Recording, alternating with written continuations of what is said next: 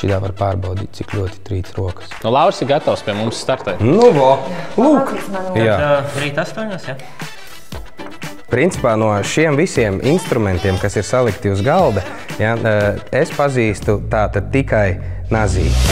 Esiet sveicināti, dārgie ceļā uz mājām raidījumu skatītāji. Madara šodien ir sēne, bet mēs... Nu, absolūtākais prieks un laimi, ka esi pieslēdzies ceļā uz mājām raidījumu jaunākajai epizodei šodien par siltumu. Jā, šodien mēs parunāsim par siltumsūkņiem, tāpēc viss, ko tu vēl nezināji, pēc šīs epizodes tev taps skaidrs. Ejam!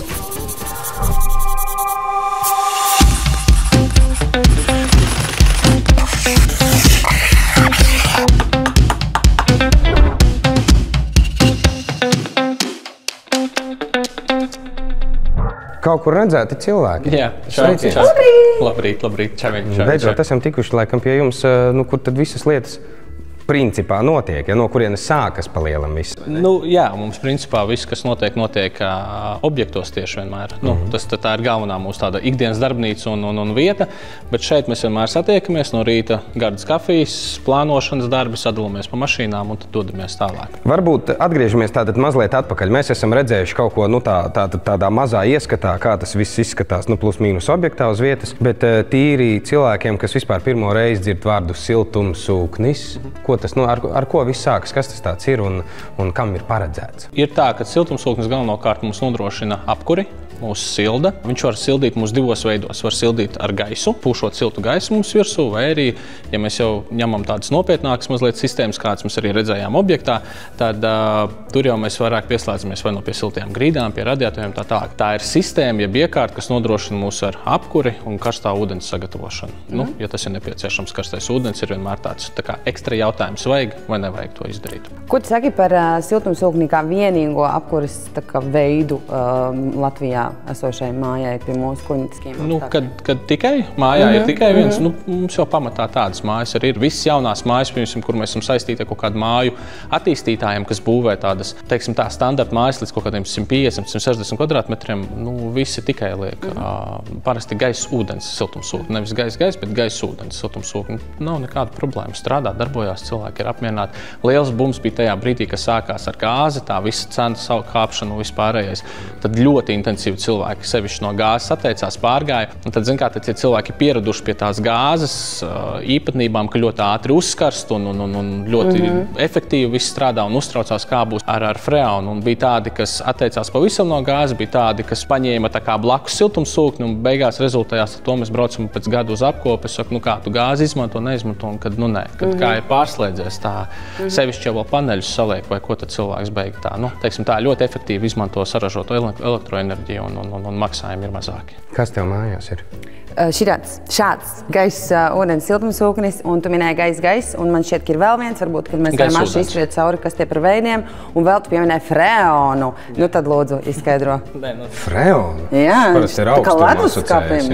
Nē, mums tātad freons, ja augstuma aģents, ir tas pats arī siltuma aģents. Freons var darboties divējādi. Freons vienā ir kompresors, kas ir galvenais, teiksim tā, komponents, kas to visu dara. Tas ir atrodas ārējā blokā. Tas ir pats galvenais, nu, teiksim tā, materiāls, instruments, darbarīgs, kā mēs to noformulēsim no visas sistēmas. Viņš var strādāt vienā virzienā, viņš karsē šo freonu, pretējā virzienā darbojoties, viņš atdzesē freonu. Tāpēc mēs vasarā varam dzesēties. Ziemā varam sildīties. Par siltumsūkņu tipiem ir gaisa sistēma, ka mēs jūtam, ka mums pūš virsū siltu gaisu. Izvietojam šādas te pie sienas blokus. Kā kondiška, ja? Tā pati kondiška, tā saucamā. Ir gaisa ūdens siltumsūkņi, 3 veidi, ja, tur ir, teiksim tā, 3 dažādi veidi ir ar iebūvētām tvertnēm, bez, tā kā tu teici, mājās tev ir ar neiebūvētu, tev ir mazāks šis iekšējais bloks, un ir zeme ūdens. Tad, kad zeme, pieņemsim, tev ir māja, ir blakus kaut kāda zemes vienība, kur tu vari ierakt kontūru, vai izmantot kaut kādu ūdens tilpni, vai ieurbt dziļurbumu un izmantot tātad zemes enerģiju, lai sevi sildītu. Respektīvi, kas ir pats tāds, teiksim tā, visefektīvākais un energoefektīvākais, bet izmaksu ziņā, teiksim tā, visdārgākais. Visdārgāk ieinvestē, bet tā kā visefektīvāk dzīvojas no viņa. Jūs esat kaut kad domājuši, kā vispār cilvēki cilvēki nonāk līdz šādām lietām? Kā viņi izdomā kaut ko tādu? Mēs uzstādām uzskata citreiz, ka wow, čaļi šitāds te liekas, māk, prot un dara, sevišķi, kad tādi vēl jaunāki, mēs atbraucam un tā. Vai, piemēram, kad remontējam tur, plati nomainām vai ko. Un es saku, viens ir, ka tu viņu atremontē, jo tev jau ir priekšā pa lielam, jāiedziļinās, bet tu vari. Otrs ir, kad ir kāds, kas ir sēdējis un to visu no nulles. Crazy. Bet mēs jau dzīvojam tādā laikmetā, kur gandrīz uz jebko paskatoties, liekas, kā šito varēja dabūt gatavu. Klau, Jāni, vēl viena forša lieta, kam mēs pieskārāmies, ir tas, ka ar siltumsūkni tātad mēs varam uzsildīt telpu un vasarā, kad ir karsti, mēs viņu varam arī dzēsēt. Manā pieredzē tur ar to dzēsēšanu tā visādi, jo tad, kad mēs ieslēdzam to, kā to sauc, es nezinu, to dzēsēšanas režīmu, ir tik augsta grīda, ka nav forši. Tas ir tas, ko mēs arī esam citreiz uzstādījuši uz apkuri siltumsūkni. Mēs uzstādām uz siltajām grīdām. Tad cilvēkam parasti jautājums, vai viņš ir inventara tipa, vai viņš arī var dzesēt. Mēs pārbaudam, ir ok, varēsiet arī dzesēties. Man patīk, kad man ir silti kājām, jo tas kājas mums vienmēr tas galvenais termostats, teiksim tā, vai visam ķermenim. Ir, kam patīk, ieslēdz un staigā pa vēsām grīdām. Man atkal liekas, ja tev ir mazi bērni vai tu pats staigā tur bez šķībām pa māju vai ko, liekas tāds bišķiņ diskomforts. Opcija ir mazliet pārbūvējot tavu, teiksim tā, siltummazglu, var uzlikt arī pūtējus, kas strādā uz tās pašas sistēmas. Tikai vasarā tev atslēdzās grīdas, un tā enerģija aiziet un tev pūtīs vēsumu. Bet, ja ir atkal pabeigta māja, remonts, tad bišķiņi noteikti ir jāpiedomā par kaut kādām komunikācijas būvēm, kas varētu būt sarežģīti. Kaut kur smuki un estētiski izbūvēt. Bet tas ir uz vietas, vienmēr viss jāskatās, bet tā ir opcija. Šodien mēs taču nevilksim grīdā kaut kādus tos labirintus, netaisīsim šūskiņus. Nē. Šodien mēs vienkārši tīri parādīsim pāris jums nianses, kā ir sagatavot elektrību komunikāciju, kā pieslēdzam pie ārējā bloka. Mazliet pieskārsimies, kas ir freona caurule, kā viņa tiek nogriezta ar kādiem instrumentiem un tā tālāk, kā viņa tiek attīrīta, novalcēsim un mēģināsim viņu pieslēgt pie ārējā bloka. Tīri, lai jūs saprastu to, teiksim tā, vadi, Freona caurule, kuru mēs nogriezīsim, gan viens, gan otrs, un novalcēsim un pamēģināsim pieslēgt arī pie ārējā bloka. Dodamies, jā? Dodamies un pamēģināsim, tā kā tā. Pastāst, lūdzu, Jāni, kas tas ir un ko te var redzēt? Šis ir ārējais bloks gaisa siltumsūknim. Ja šie mums ir iekšējie bloki, šis ir ārējais bloks, kurā ir opcija redzēt gan galveno mātes plati, tās ir smadzenes, kuras par visu atbild. Teiksim tā. Ja gaisa ūdens iekšējiem blokam ir arī savējā vēl, un arī tur ir tāda sarežģītāka, tad šeit ir diezgan vienkārši tā uzbūve iekšā. Tur ir viena platīte, kas visu saprot, strādā ventilators un tā. Šī ir galvenā, kas saka, dzesējam, sildam, saņem, teiksim tā, komandu, nodot komandu tā tālāk. Kompresors, ko es teicu, kas ir galvenais, tas pats komponents, kas sāk visu ražot. Sausinātājs, trīspušu vārsts, kas sadala un, teiksim tā, radiators, jeb iztvaikotājs ar ventilatoru. Protams, šeit ir kaut kādi komponenti mazliet noņemti nost, lai tas tā izstās estētiskāk, bet galvenie viņi šeit atrodas un darbojās. Un šis ir tas aparāts, teiksim, vai tas melnais bunduls ir tā maģija, kas to visu sāk. Lauri, vai tu zini, ko sausinātājs sausina? Kas tā pa funkcija? Kāpēc tāds ir vajadzīgs? Tas ir vienkārši, lai, teiksim tā, ir eļas kaut kādas vai kaut kādi mitrumi, ko viņš savāc, lai nekādā gadījumā kompresorā nenokļūst nekāda mitruma, jo tad kompresors praktiski beigts. Bušķušs. Kas visbiežāk, tā kā katram pasātam ir sava slimība, tā teikt. Kas varbūt ir siltumsūkņa slimība? Kas ir tā lieta, kas visbiežāk sabojājas? Ar šīm sistēmām ir tā, ka lielā mērā viņām pat neteiksim tā, ka nekas nekad nesabojājās, bet viena no galvenajām problēmām, no kā sākās, to, ko mēs arī darījām, teiksim, to valcēšanu, ka pieslēdz klāt. Ja to izdara nepareizi un ir kaut kāda freona noplūde, tad tur vai veidojās šķidrumi, kas var ieiet sistēmā, vai freons, pieņemsim, pazūd un sarijās sistēma gaisu, tad ir pārslodze freonam, visiem komponentiem, un tad viņš var iziet no ierīnas. Tas ir tāds galvenais, no kā parasti viss aiziet. Ir iekārts, kas mums stāvējušas pa 10-15 gadiem. Tu brauc uz apkopēm, skaties kaut kāds tur modelis, ko jau sen jau vairs neražo, tu taisi viņam apkopi un darbojies. Bet tā, ka, pieņemsim, ja mēs runājam par kaut kādām tur galvenajām platēm vai kompresoriem, tas ir tāds, ja saplīst, tad ir jāremontē un jāmaina, bet viņas reti, kad kad plīst, ir šādi tad ventilators, ja tur, pieņemsim, nenostrādā atkausēšanu, viņš apsals, nu tad gultņi ventilatoram vai kas var izstaigāt. Bet, godīgi sakot, nu,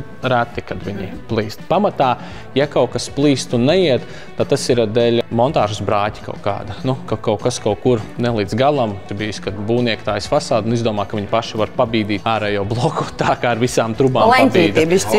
Nu, tā kā ērtāk. Atbrauc un viņi ir tukši un tā. Nu, vairāk parasti ir tādas lietas. Nu, gadījumā, ja šie te vecie modeļi, es domāju, nu, kuri vairāk netiek ražoti, ir jābrauc labot. Tas strādā tāpat kā ar vecām mašīnām, pasātiem, ja? Kā tu teici, ka detaļu vairāk nav un tad jāmeklē pa šrotiem un tā tālāk. Kā kuram ražotājiem. Šeit, pieņemsim, šeit mums arī atšķirās pasāti no Mercedesiem un tā tālāk. Jā. Jo, piemēram, ir kaut kāds citreiz, ir kaut kāds diskusijas, nu, tur ir Daikins, kas visiem labi zināmais, dārgais brands, pieņemsim. Viņš saka, nu, ar ko tam viņš tur atšķirās? Tā ir viena no niansēm, ar ko arī atšķirās. Ķīnietim var būt tā, ka jau pēc 2-3 gadiem viņam tā ražošana ļoti iet uz priekšu, attīstās, tev kaut kas noplīst, viņi saka, mums nav vairāk tādu detaļu, maina tur bloku, vai ir sarežģīti viņu dabūt, nu, to detaļu. Tā līnija ir beigusies ražot un tā tālāk. Dārgākiem, atkal siltumsūkņiem, tur kaut kādiem brandiem ir tieši tā pozitīvā lieta, ka viņiem pēc 10-15 gadiem viņi vai nu saražo to detaļu, vai viņiem ir stokā, nu, respektīvi, un viņi zina, ka, piemēram, esam pārduši tur tik un tik tūkstoši vienības, tad mums ir jābūt kaut kādām rezerves daļām, kaut kādām glabāšanā. Tā kā tas atkal ir atkarīgs no, teiksim tā, no brenda, nu, kā viņš ir, bet kopumā ņemsim arī vērā tās pašas freonus. Mums ir bijusi 2.2. gāze, 3.2. tur dažādas viņas. Pa lielam tur, ja labi pastrādā, viņas tur vienu otru aizmaina. Arī, nu, tā kā tu vari nomainīt kaut kādus vai komponentus vai mazliet to gāzi, un tad tev viss darbojās un viss ir ok. Tātad man kā saimniekam, kura māja apkurinās ar siltumsūkni, ir jāveic regulāri apkops vai, nu, jāzina, pareizāk sakot, jums. Kas ir vēl tās lietas, kas ir jāzina, kāda tad ir tā dzīve ar siltumsūkni? Malka nav jāgādā, nekas nav jākurina, bet kaut kādas lietas droši vien ir jādara. Tev malka nav, granulas nav jāstiepj, nav nekur jāuzglabā, nav jāuztraucās, ka tu kaut kur aizbrauc prom, tev beidzās, apstājās, izdziest un tev māja sāk atdzist.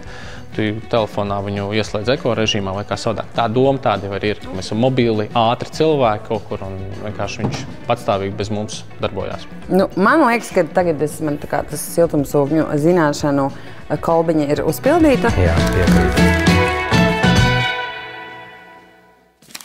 Principā no šiem visiem instrumentiem, kas ir salikti uz galda, ja, es pazīstu tātad tikai nazīti, jo arī šo meistaru es nezinu.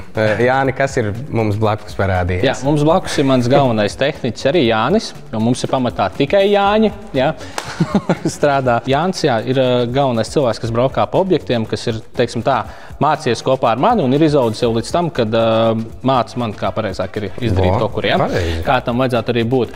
Šeit mēs uz galda redzam vienus no galvenajiem tādiem instrumentiem, ko mēs ikdienā arī strādājam, ir cauruļu griežamais, ir valcējamais komplekts, trubu, teiksim tā, attīrītājs no skaidiņām un tev labi zināmais un noteikti tev zināmais instruments nazītis, ja? Un priekšā ir freona caurulis. Jānis jums parādīs sākumā, kā, ko izdarīt, nogriežam tātad izolāciju, nogriežam cauruli un novalcējam. Nu, katrs pamēģinās pa vienam gājienam, Jānis visticamāk sākumā parāda, lai jūs saprastu, par ko ir stāsts, un tad noteikti nogriezt to gabaliņu iedosim kaut kā un tad pamēģināsim.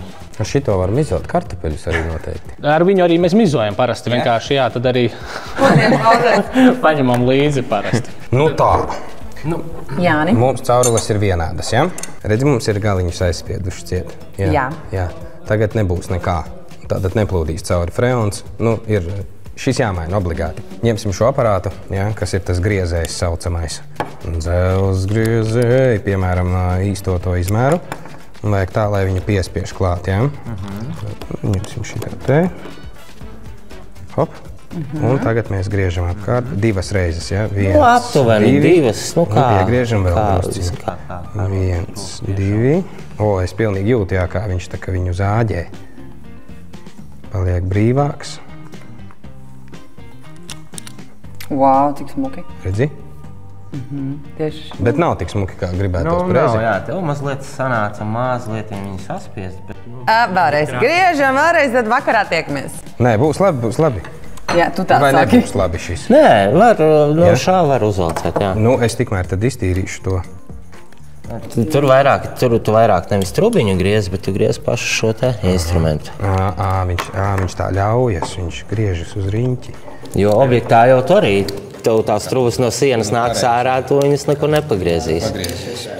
Varbūt, kamēr mēs darbojamies, tu vari pastāstīt, cik bieži jāveic apkope siltumsūknim un ko tu tajā apkopē dara? Apkope būtu ieteicama kā pirms un pēc sezonas. Un sezona ir ziema. Ja iet runa par siltumsūkņiem, tad tā kā sezona būtu ziema, bet ja mēs runājam par kondicionieriem, tad tā ir tā kā vasara. Labi. Pieņemsim, kondicionieriem tās apkopes būtu ieteicams pirms un pēc sezonas, bet visbiežāk mēs arī skatāmies pēc fakta, vai tiešām ir nepieciešams, pieņemsim, 2 reizes gadā. Varbūt pietiek ar 1 reizi. Kas tas ir par faktu, pēc kā jūs to pēc iekārtas nolietojuma. Un to var tikai klātienē nočukot? Pa lielam, jā, tikai klātienē, to saprotam. Un redzi kā?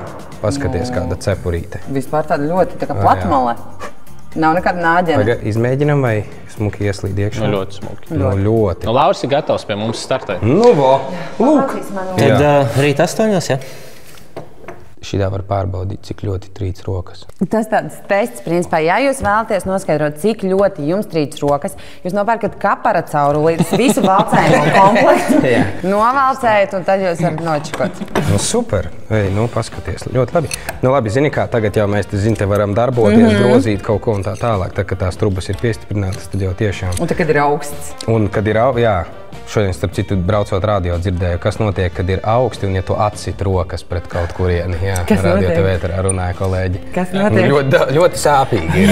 Tagad esat sagatavojuši šos, un tad beidzamais posms mums pieslēdzamies pie ārējā bloka. Iesim pieslēgties pie ārējā bloka. Ejam. Sapratīsim tur, jā? Tad šeit ir jāskrūvē virsū mūsu meistardarbi, bet te ir 2. Un tas ir, par ko jūs arī stāstījāt, jā? Jā, viņiem parasti ir 2. Vienkārši tie izmēri atšķirās. Ir lielāks vai mazāks, attiecīgi atkarībā no Pa vienu caurulu mums iet augstspiediens, pa mazāko, kas jums ir rokā. Pa otru iet zemspiediens. Gāze nāk no šī bloka uz iekšējo un otrādi. Teiksim tā, notiek cirkulācija starp blokiem. Un tajā brīdī jums ir, teiksim tā, kas ir pats svarīgākais, Jānis arī parādīs, šī ir tā micīte, kas savienojās ar šo vietu. Ja? Kā tu redzi, viņi pieņemsim pieliekās šajā te vietā, šeit. Ja? Jā. Un galvenais, lai viņi nestāv šādi, lai viņa perfekti uznāk virsū.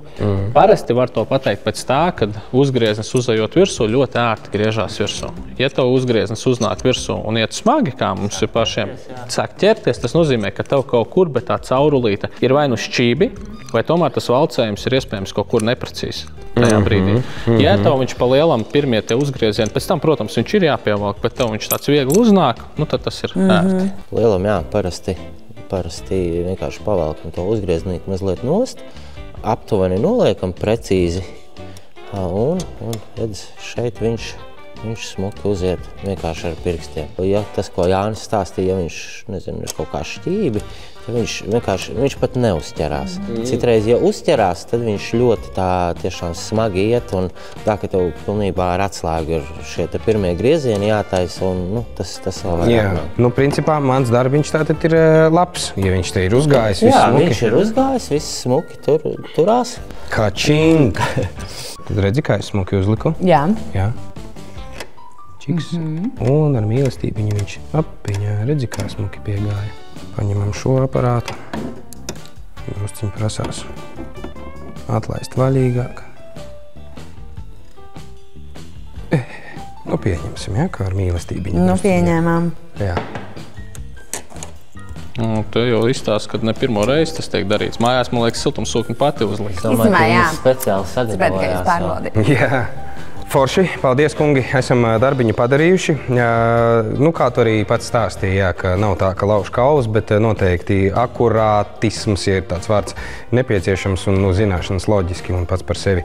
Tā ka paldies, kungi, bet par to, ka šis viss jau laiciņi ir pastrādājis, padarbojies, apkopes tās. Kas ir tā apkopi lieta, ko jūs tur darat, kas ir izplatītākais, varbūt, ko parasti klienti atkal sauc un saka, vajag?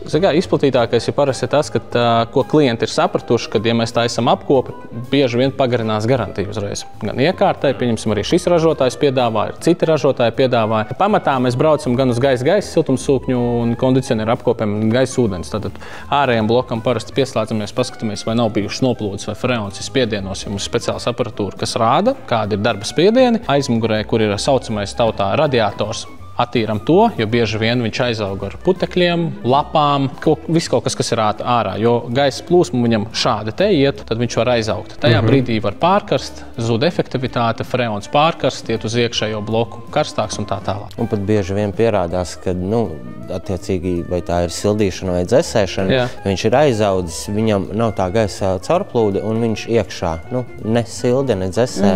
Ja par piemēru viņš ir aizaudzis un viņam vajag iekšā sildīt, tad viņš nesildīs, viņš būs tāds remdans. Jo bieži vien to arī cilvēki sajauc ar to, ka viņiem uzreiz liekas, ka tā ir freona vaina, ka freons ir aizgājis prom, jo nesilda. Mums tipiskākā īstenībā problēma cilvēkam vienmēr, ja cilvēks, respektīvi, neko īsti nezina, tad ir viņam vienmēr viņš zvana, man freonu vajag. Tas ir tas pirmais. Un gaisa siltumsūkņiem tas pats iekšējais bloks, ārējiem to pašu daram, iekšējām blokam attaisam, iztīram filtrus, paskatāmies elektrības, vai viss ir ok, jo mēdz būt gadījumi, kad šeit, kur nāk elektriskā sadaļa, mums patīk skudrām padzīvot ārā. Lapsenis ir šādi tad uztaisījuši pūžņus, neskatoties to, ka tur ir elektriskie un magnētiskie visi lauki. Vāciņš. Jā, izdomāju. Vāciņi, zin kā, sadrūp ar laiku, bojā tā tālāk. Savukārt iekšējiem blokiem, tad jau ir, piemēram, ja tā ir tāda apkuras sistēma, tad tur ir gan gružu filtru pārbaudas un vispārējais. Atkarīgs jau viss ir no, teiksim, tā sistēmas sarežģītības un uzbūves. Ja ir kaut kāda tur apkuras mēsli, jau tur ir vairāk, tur spiedkatls jāpārbauda parastiem siltumsūkņiem, jo mēs tur tīri viņus iztīram, pārbaudam, vai visas funkcijas pārslēdzās vai strādā. Baterijas nomainam pultīm, ja ir nepieciešams. Tas ir tas, kas tajā apkopē ietilpst. Forši. Un tad vēl viena lieta, ko mēs gribam saprast, protams, ir, cik tad ir jāsakrāj naudiņas, lai varētu tādu iekārtu uzstādīt. Uzstādīt, vai tu gribi nopirkt? Gribu nopirkt, gribu, lai tu uzstādi visu, gribu pilnu komplektu. Par tām iekārtu pašām izmaksām ir tā saruna parasti klientu veidojās tā. Vajag siltumsūkni, kāds ir tavs tas budžets plānotājs? Cik tu gribi to, cik ir tās naudiņas, ko tu vari atvēlēt? Katram ir kaut kāds tas maciņa resurss, kāds viņš ir. Un atkal, ja mēs skatāmies kaut kādu premium klasi, kas ir Daikins, Mitsubishi, tādi labi Japāņu ražotāji, tad mēs skatāmies tādā standarta mājā, pieņemsim, tie ir kaut kādi 8–9 tūkstoši eiro par iekārtu, plus ir montāžas izmaksas, ar materiāliem atkal jau, vai tās ir ar siltajām gridām, radiatoriem un tā tālāk, kas ir veidot to kopējo gan darba izmaksas, gan materiālu. Vai ir atkal mēs skatāmies budžeta variantu, kas tur ir, pieņemsim, Nordis, Hisense, Vivax iekārtas, ar kurām mēs visbiežāk strādājam, Tur mēs vairāk skatāmies 4–5 tūkstoši. Ja vienāda māja, tā cena aptuveni ir, tie 2–3 tūkstoši starpības starp dārgo un lēto brendu. Uzstādīšana? Uzstādīšanas izmaksas ar visiem materiāliem parasti ir jārēķina no 1,5 līdz 2 tūkstošiem aptuveni. Bet līdz 2 tas neaizvalk, drīzāk tas svārstās no 1,2 līdz 1,5 tūkstoši eiro. Un pēdējais jautājums par to apkopi arī taču kaut kas ir jāmaksā. Un ar ko tad ir jārēķinās? Apkopas izmaksas jau atkal, vai tas ir gaisa vai gaisa ūdens sistēma. Tur parasti ir no kaut kādām 50 līdz 100 naudiņām skatoties, cik daudz ir iekārts un cik tālu Jānis sūta darba grupu. Mīļš, paldies! Tiešām bija aizraujoša diena. Man patīk, ka mēs arī praktiski padarbojāmies. Un viennozīmīgi man likās, ka mēs esam pusspeciālisti par siltumsūkņiem. Tad tagad jau profiņi. Mums vajadzēja diplomus sagatavot un apliecības. Un viss. Un tad rītdien Jānis gaida jūs 7:30, nodos darbu uzdevumu un nobiektos. 7:30 pagaies iziešu cauri visam sarakstam, kur mēs esam apsolījuši būt. Tieši rīt logi jāliek. Varam kaut ko sadomāt. Kaut kur iespiedīsimies. Paldies, kungi! Lai jums vienmēr ir tā, ka jums zvana, un jūs meklējat tikai ar labām lietām. Un tikai ar labām lietām. Paldies jums! Paldies liels visiem skatītājiem! Mēs ar jums tiekamies jau nākamajā ceļā uz mājām epizodē. Mēs tik turpinam bliest uz priekšu, pareizi? Turpinam. Čau! Čau!